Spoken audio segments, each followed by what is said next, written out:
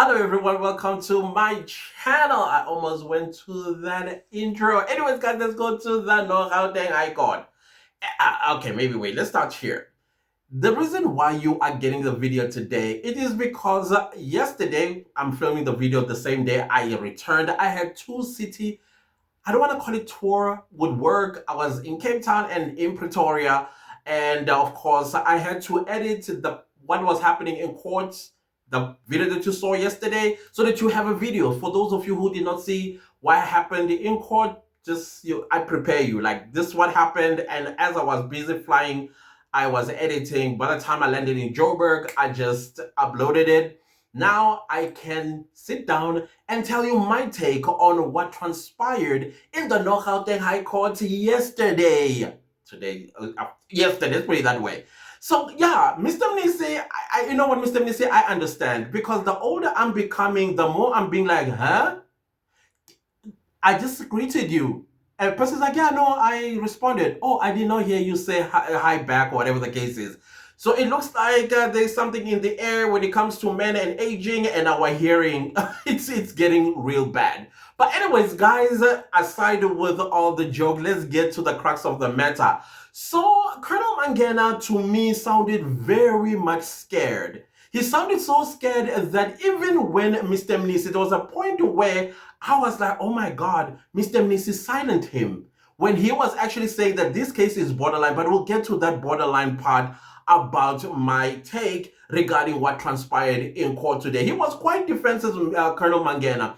He had to be, because this is a guy who built a name for himself with the Oscar Pistorius case, right? And all of that, he's watching it tumbling down like a ton of bricks on him, and he's finding it a little bit difficult how to navigate and take back the track of his career. And I keep saying to myself, but then tell the truth, because I think he's this close to telling the truth about what exactly were the instructions that came from Gininda, or came from Baloy, or came from whoever that say go on that stand, and then your narrative must be about that indeed this is the gun that shot and killed Senzomeo, or the bullet head that it matches the gun that shot and killed Senzomeo. And yet the eyewitnesses, they said the gun had a wheel. And then you had Longo Twala, who said, adamantly, at 38 Special, he seemed to know what that was, because we all assume that he is the guy that pulled the trigger. And now that he's taken the stand as a ballistic expert, a scientist, mind you, I found it quite disturbing that a whole scientist, because as a scientist, I would be curious to know about the things that I am utilizing. How were they made? What material was put in there, so that I can defend it if somebody tries to challenge probably the material of the things that I am working with as a scientist. But he says he doesn't know how steel bags are made.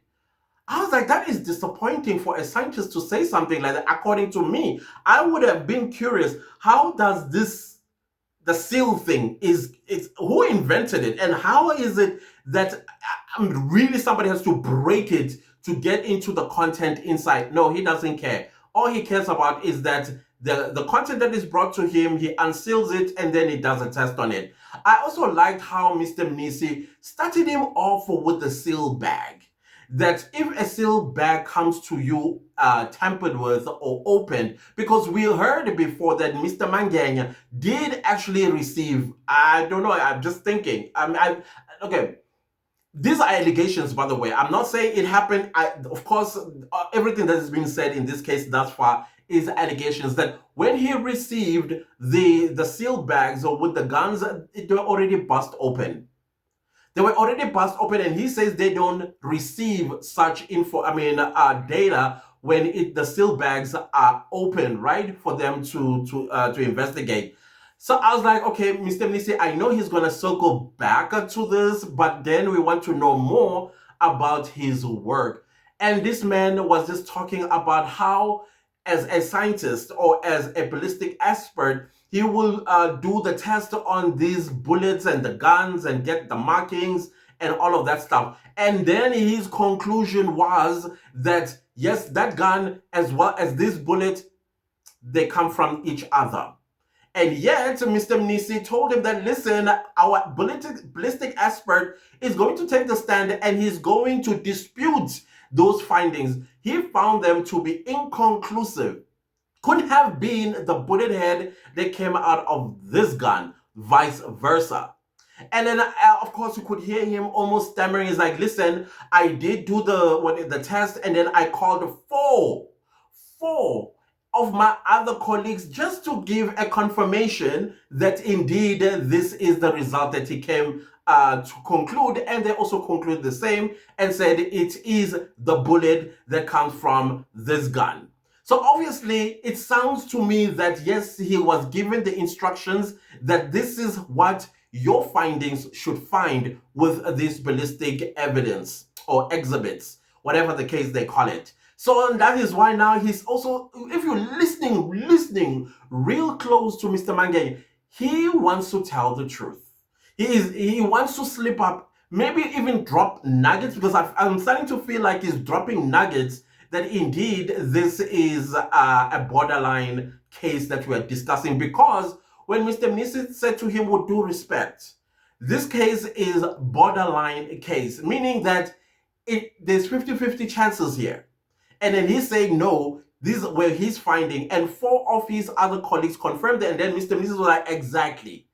It took 4 people to confirm, and yet if it was not borderline, it would have taken 1 person. Like he said earlier, that when Mr. Mnisi used an example of a Mr. Mnisi getting shot somewhere in the Bundus, and then another person gets shot in Santon or Soweto, how would you treat both of these exhibits when they come to your table? The part that I didn't quite understand was about the clarity.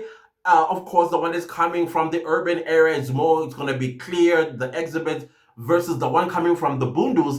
I was like, I don't understand what he means by that. Does he mean because the Bundus is, what, dusty, gravity? I don't know what he was talking about, versus the city where there is tarred road, and if the bullet hits the ground. I didn't understand that. I still don't understand. I was hoping that Mr. Mnisi is going to get clarity about what does it mean that the exhibits from the Bundus will be different from that of the city, as well as what determines, I also want to know, what also determines that this is going to be treated as a high-profile case, even if the person is a famous person. But what if it's just a person, ordinary guy from the street?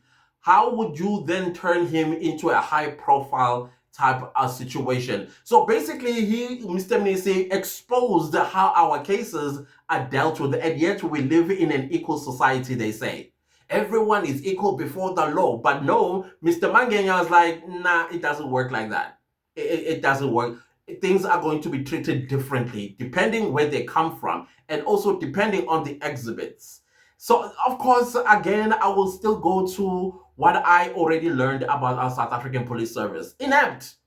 And I think Mr. Mangena may have lost his chutzpah along the way. I think it's now time to go to retirement and leave it to the young ones. You know, the new scientists who will actually do a thorough job with new technology that has come into play, because it's not making sure. It's not making sure at all. And then this is when he kept quiet, when Mr. Mnisi challenged him and said, I am saying this is a borderline case because it took you 4 to confirm your results. And he did not say anything. And I was like, he got you. Oh my goodness, he got you. Because this is where you were supposed to defend yourself. Why did you take the exhibit to 4 more people instead of 1 person? Because the crime was done in an urban area. So he kept quiet, he said nothing. The shadow of doubt, obviously, the shadow of doubt for me started the moment he took the stand. And now the shadow of doubt is like real loud and is turning monstrous for Mr. Mangena. There was a part that I didn't quite understand when Judge Rata was asking about Fisher. I think Fisher is probably one of the scientists at the ballistic lab, because I'm thinking, you know how people accuse him of liking white people, respecting white people more than he does with, you know that accusation many people are throwing at Rata. Now he's looking, let's just go with that theory. And he's like, okay, Mangena is really struggling on the stand because he is struggling on the stand. And rather remember that, hey, listen, let's get white person to white person, right? The defense has a white, what do you call this, ballistic expert. Fisher, I'm supposing, was quite good as an ballistic expert, but he's retired. It sounds as though that Rata is encouraging Mangeng to basically bring him back on board. Maybe he needs to take the stand. Of course, this is when Mr. Baloy was like, yeah, there are more witnesses. I was like, yeah, I knew that we were not going to wrap up anytime soon. We were not going to wrap up anytime soon because some of the ballistic experts are going to be taking the stand. And I think Fisher is going to be the one that is going to be challenging the defense's ballistic expert. You know what I mean? Because of the obvious. Because clearly the Mangena is failing. Is failing the script. The script is losing its plot.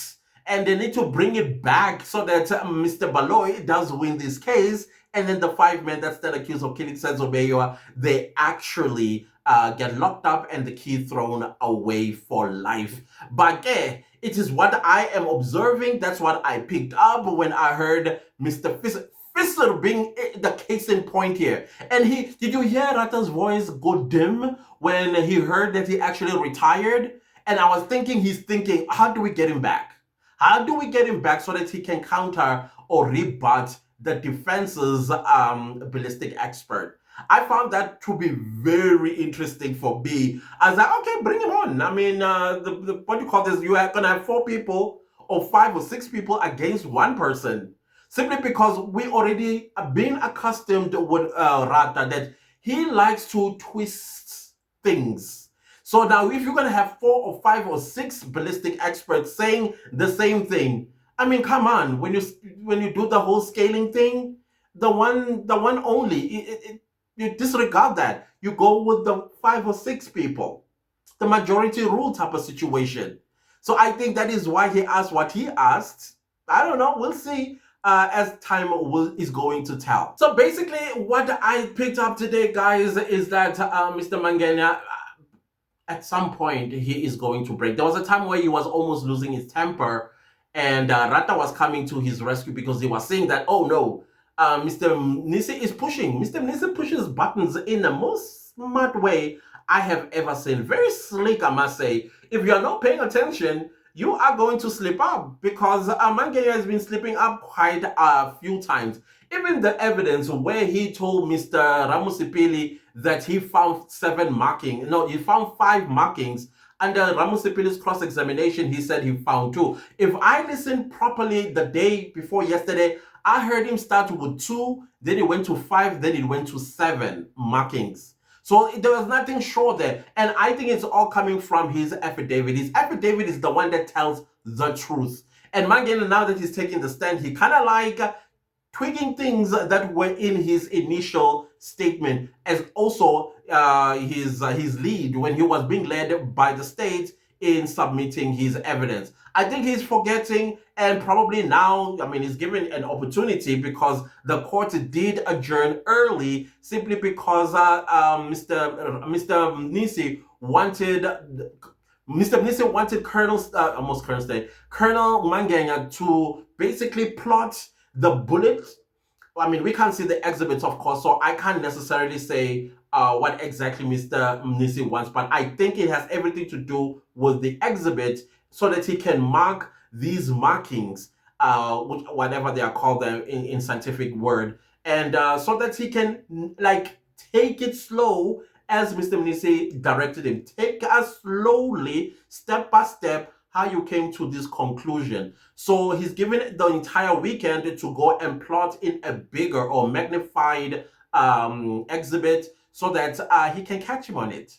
So apparently, the defense as well as the state, of course, the state will want more time. I mean, seriously, if the defense come over and say, listen, can we agree to adjourn early so that we give your witness some time to go and plot and then come back on Monday? Of course, Balo is going to be like, oh, you're giving me more time to go run to the market.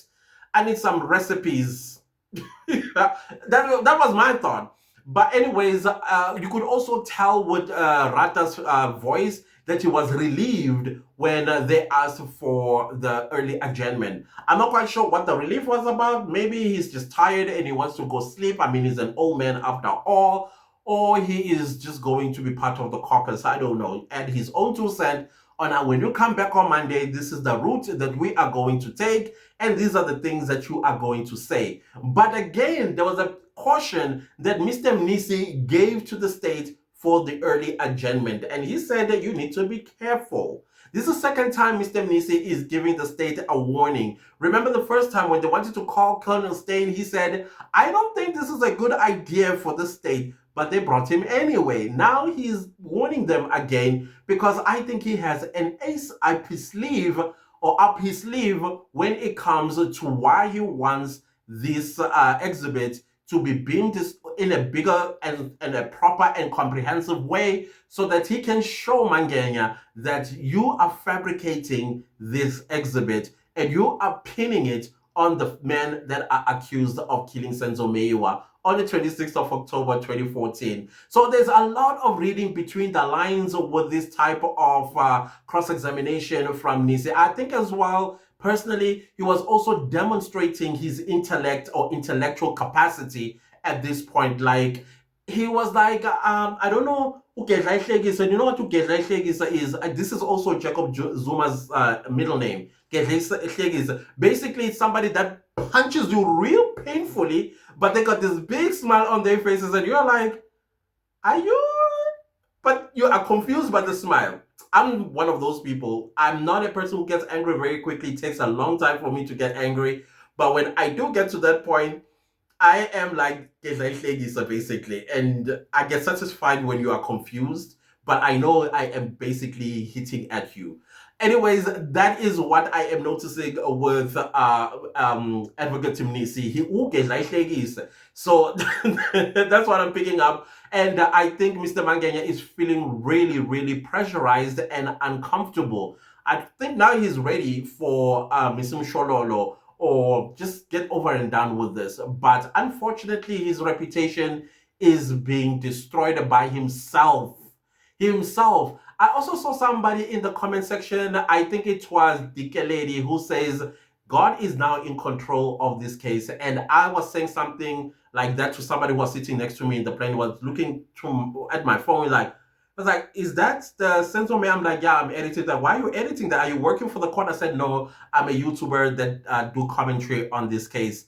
And then we started talking about how God is in control of this case.